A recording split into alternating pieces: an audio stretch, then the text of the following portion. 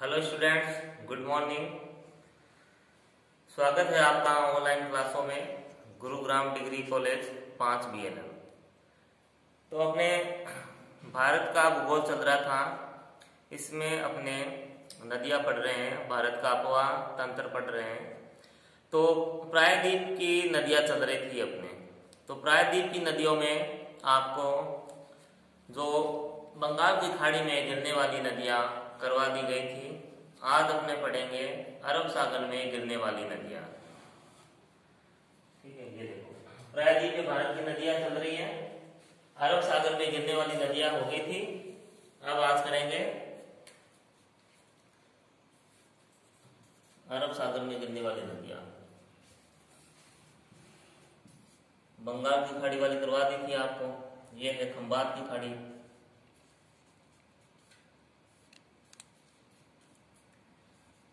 खंबात की खाड़ी अरब सागर का ही पार्ट है। तो इसमें ऐसे तो कई नदियां हैं, जैसे लूनी नदी भी है, साबरमती है, माही नदी है, नर्मदा, ताप्ती, ये पेरियार नदी केरल की, फिर इस गोवा में जुआरी, मांडवी, कई नदियां हैं। लेकिन सारी नहीं कराऊंगा मैं, 4 ही नदियां कराऊंगा। इसमें जो मुख्य है, इंपॉर्टेंट है, वही नदियां अपने करेंगे। ऐसे बहुत सारी नदियां हैं। ठीक है, तो पहले देखो अपने लेते हैं नर्मदा नदी। ठीक है, ये देखो नर्मदा नदी है ये। ठीक है, विंध्याचल श्रेणी और ये सतपुड़ा श्रेणी। ठीक है, इन दोनों के मध्य से ये गुजरती है नर्मदा नदी। ठीक है, एक भ्रंश घाटी से होकर ये बहती है और अपना जो जल है वो खंबात की खाड़ी में गिराती है। अब जो खंबात की खाड़ी है ना, ये अरब सागर का ही पार्ट है। अलग अलग क्षेत्रों में अलग अलग इनको नाम दे रखे हैं ताकि पहचानने में आसानी रहे। ये नर्मदा नदी है। ठीक, अब उसका देखो उद्गम देखते हैं। नर्मदा नदी का सबसे पहले उद्गम, पहले नर्मदा नदी देखते हैं।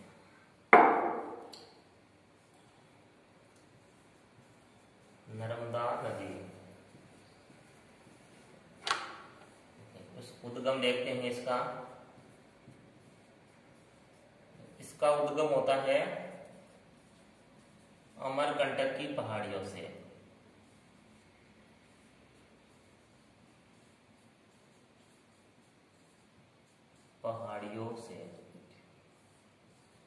कहां से है ये? MP में है ये, मध्य प्रदेश से। ठीक है, ये इसका उद्गम है।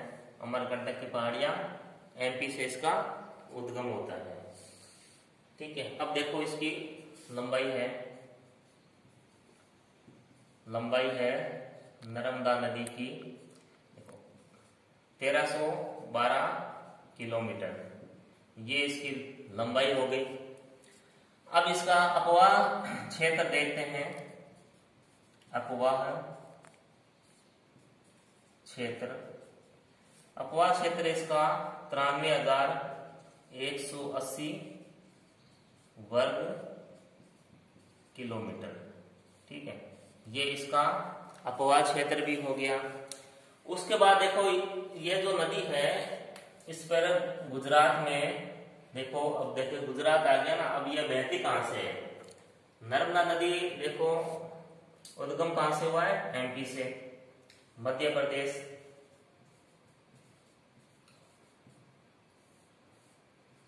महाराष्ट्र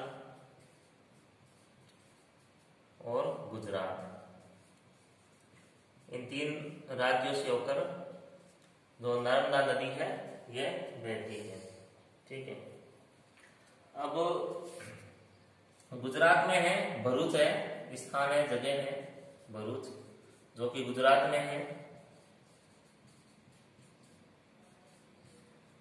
तो भरूच है, ये भरूच के पास क्या करती है? अरब सागर में गिर जाती है, यानी खंबात की खाड़ी में गिरती है। भरूच के पास से, यानी जो भरूच है वो क्या है? जो नर्मदा नदी है इसके किनारे बसा हुआ है।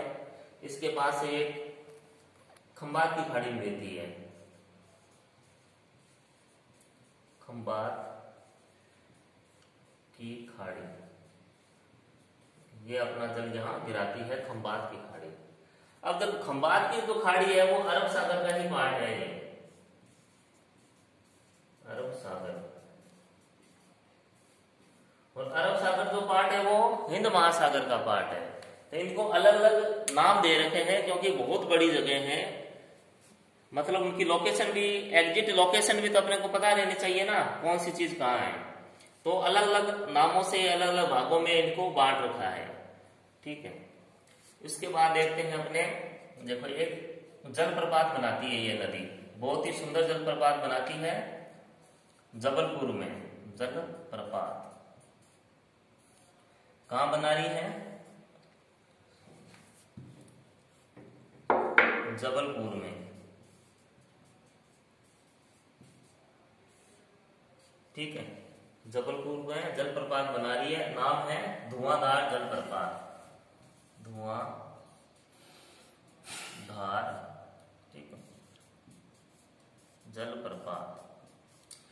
दर्शनीय जगह है, ठीक है, लोग यहाँ घूमने भी आते हैं। ये प्रपात, जो प्रपात होते हैं वो एक तरह से पिकनिक स्पॉट होते हैं, लोग घूमने आते हैं, मनोरंजन के लिए आते हैं यहाँ पे, ठीक है। अब इसमें देखो आगे देखते हैं, इस नदी पर एक परियोजना बनी है, सरदार सरोवर परियोजना। इस पर ये परियोजना बना रखी है, बहुमुखी परियोजना है, जो कि 4 राज्यों की संयुक्त परियोजना है। 4 राज्य हैं, इनसे जुड़े हुए हैं, देखो नाम उनके, पहले राजस्थान, मध्य प्रदेश,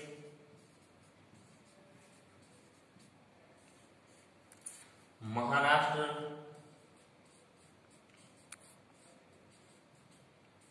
और गुजरात।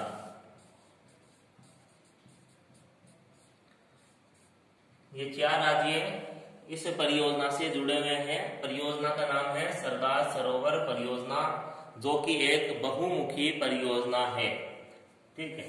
एक आपको पता होगा सरदार सरोवर की मूर्ति भी एक बनाई गई है, जो काफी ऊंचाई पर है, 182 फुट, सॉरी 182 मीटर, है ना। सरदार वल्लभ भाई पटेल की एक मूर्ति बनाई गई है, जिसका नाम यूनिटी ऑफ स्टैच्यू दिया गया है। अभी 2018 में इसकी ओपनिंग की थी प्रधानमंत्री नरेंद्र मोदी ने, अक्टूबर 2018 में। भारत की सबसे ऊंची है ये प्रतिमा, है सरदार वल्लभ भाई पटेल की, जो कि इसी के किनारे पे स्थित है, ठीक है। अब देखो इसमें आगे एक विशेष बात यह है इस नदी की, ये जो नदी है प्रायद्वीपीय पठार की ये सबसे लंबी नदी है जो अरब सागर में गिरती है। तो नदियों पे बहुत सारे क्वेश्चन बनते हैं, एक ये भी महत्वपूर्ण क्वेश्चन है, मतलब कि प्रायद्वीपीय पठार से निकलने वाली सबसे लंबी नदी है ये, जो अरब सागर में गिरती है।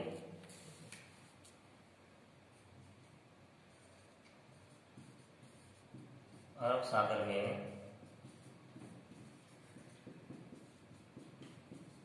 गिरने वाली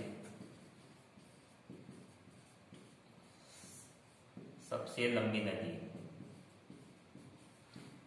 प्रायद्वीपीय पठार की है।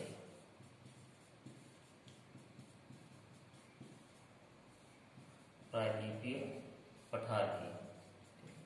बाकी जो नदियां क्या है, ये बंगाल की खाड़ी में गिरती है अधिकतर। तो बंगाल की खाड़ी में जो गिर रही है सबसे लंबी नदी कौन सी है अपने? गंगा नदी है। अगर उसके बाद आएगी दामोदर नदी, सॉरी गोदावरी नदी। दक्षिण भारत की दूसरी सबसे लंबी नदी और ये प्रायद्वीपीय पठार की सबसे लंबी नदी है ये, जो बंगाल की खाड़ी में गिरती है, ये गोदावरी नदी। और भारत की दूसरी सबसे लंबी नदी है गोदावरी नदी, ठीक है।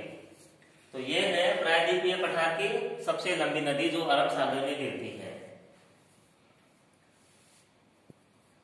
इसमें देखा, आगे देखते हैं। अब ये नदियां क्या है, अब देखो, एक तो ये डेल्टा नहीं बनाती, ठीक है, ये बनाती है एस्चुरी या ज्वार नदमुख, हिंदी में कहते हैं ज्वार नदमुख का निर्माण करती है, ठीक है। डेल्टा नहीं बनाती, ये पहले ही बताया था आपको, डेल्टा नहीं बनाती है ये नदियां, ठीक है।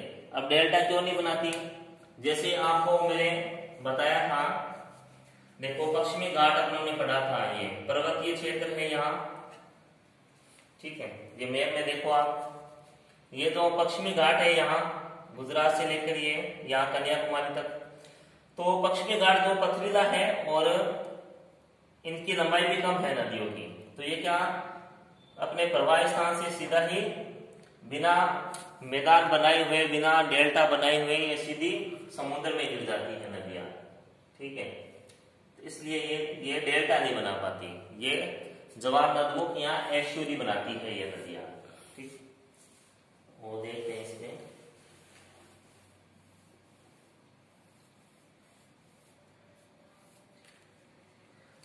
नर्मदा नदी में इतना ही था, ये कंप्लीट है, ठीक है।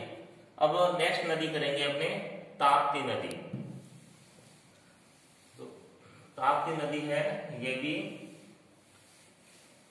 एमपी से ही निकलती है अपने, सेकेंड नदी है ताप्ती नदी, ठीक है। इधर देखो मैप में देख लो इसको पहले,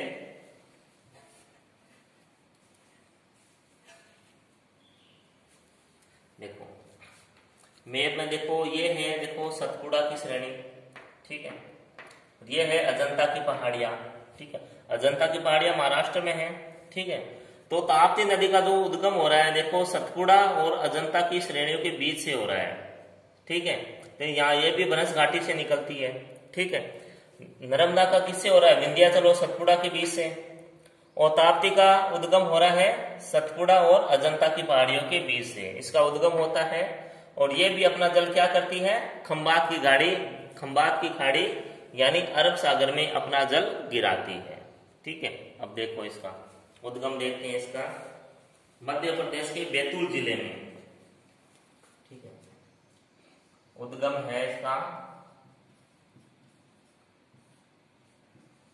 एमपी शॉर्ट में लिख रहा हूं, मध्य प्रदेश के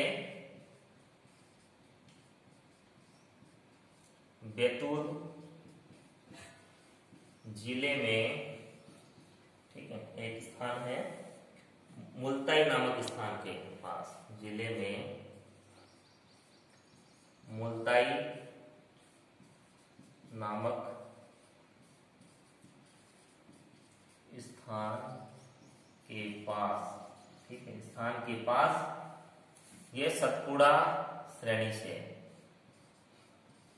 सतपुड़ा श्रेणी से इसका उद्गम होता है, ये है इसका उद्गम है, ठीक है, एमपी के बैतूल जिले में, ठीक है, मुल्ताई नामक स्थान के पास है सतपुड़ा श्रेणी, यहां से इसका उद्गम होता है अपने ताप्ती नदी का, ठीक है। इसकी लंबाई देखते हैं, इसकी ताप्ती नदी की लंबाई है 724 किलोमीटर, ये इसकी लंबाई है। अब इसका अपवाह क्षेत्र,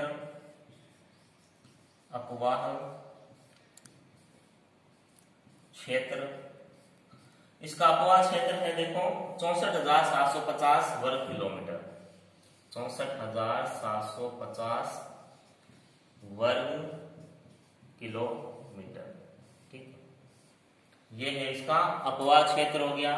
अब आगे देखते हैं इसमें इसका जो अपवाह क्षेत्र है किन किन राज्यों में कितना है, देखो सबसे पहले देखते हैं महाराष्ट्र में, महाराष्ट्र यहां इसका अपवाह क्षेत्र है 79%, महाराष्ट्र में 79%, मध्य प्रदेश में मध्य प्रदेश में है ये 15%।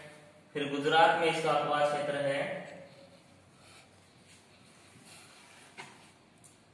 6%, यानी महाराष्ट्र में सबसे अधिक इसका अपवाद क्षेत्र है। फिर देखो ये चीज जो आप बताई थी, ठीक है, ये सतपुड़ा और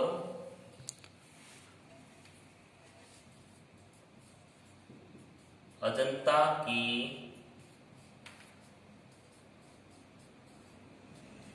पहाड़ियों के बीच भ्रंश घाटी से बहती है। भ्रंश घाटी में बहती है, ठीक है। ये था, ये मैप में बताया था आपको, ठीक है। फिर इसमें देखिए आगे है खंबात, इस नदी के किनारे देखो, इस नदी के किनारे सूरत शहर बसा है। गुजरात का सूरत शहर बहुत फेमस है व्यापार के लिए, सूरत शहर यहाँ बसा हुआ है।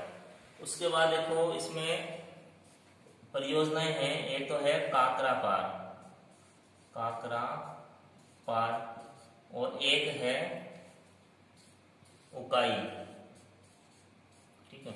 ये परियोजनाएं हैं यहाँ इसी नदी पे,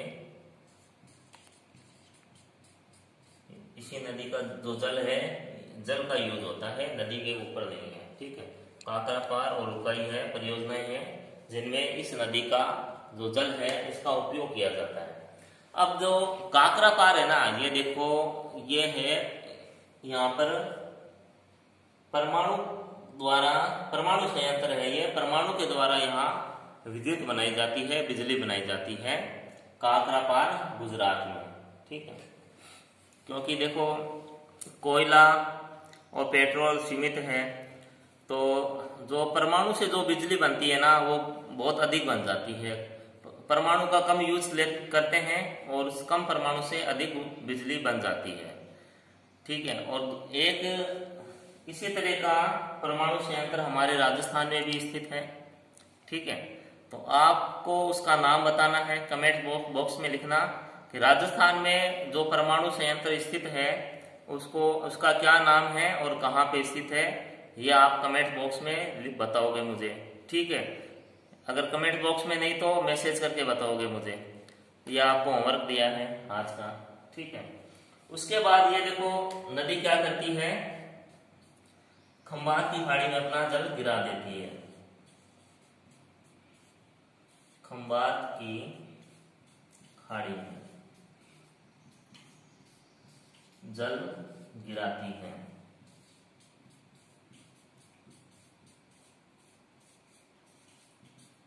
ये हो गया आपके ताप्ती नदी कंप्लीट हो गई है। स्क्रीनशॉट लेना है ले सकते हो, ठीक है। फिर अगली नदी अपने करेंगे माही नदी, ठीक है। तो अब अपने लेते हैं माही नदी को।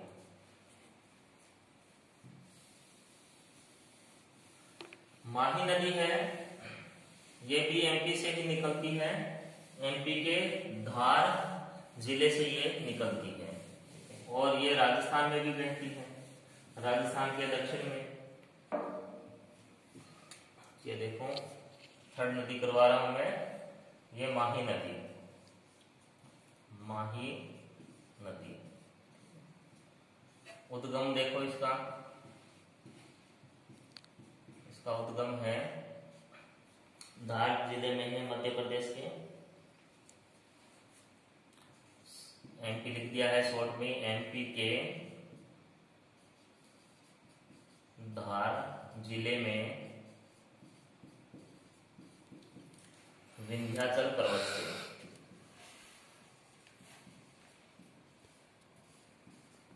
विंध्याचल पर्वत से ये इसका उद्गम है, ठीक है।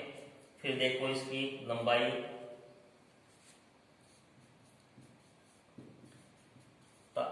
माही की लंबाई है 554 किलोमीटर, ये इसकी लंबाई हो गई। फिर देखो आगे इसमें ये मध्य प्रदेश, राजस्थान और गुजरात। मध्य प्रदेश, राजस्थान और गुजरात, इन 3 राज्यों में यह बहती है। यहाँ प्रवाह क्षेत्र है इसका। इन 3 राज्यों में से होकर यह बहती है। इस नदी के ऊपर देखो एक परियोजना भी बनी हुई है राजस्थान में। देखो राजस्थान में इस पे एक परियोजना है,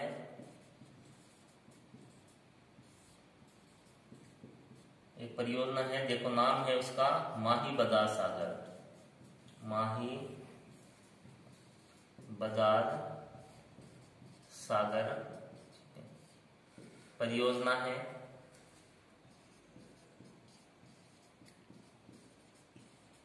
जो कि राजस्थान के बांसवाड़ा जिले में है। ठीक है, बांसवाड़ा जिले में। देखो आपको पता होगा वाड़ा, बांसवाड़ा जिले से। तो बांसवाड़ा जिले में आपको पता होगा जो बांसवाड़ा जिला है वहां से कर्क रेखा गुजरती है।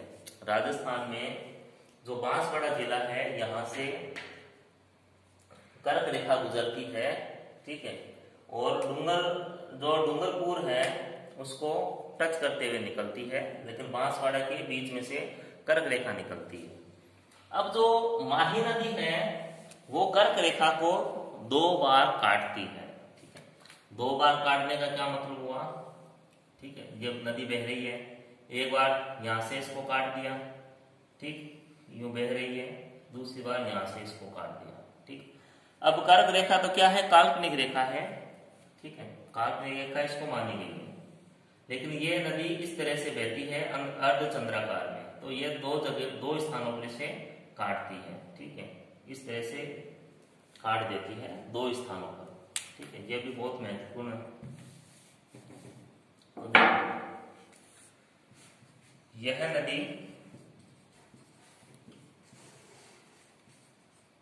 कर्क रेखा को 2 बार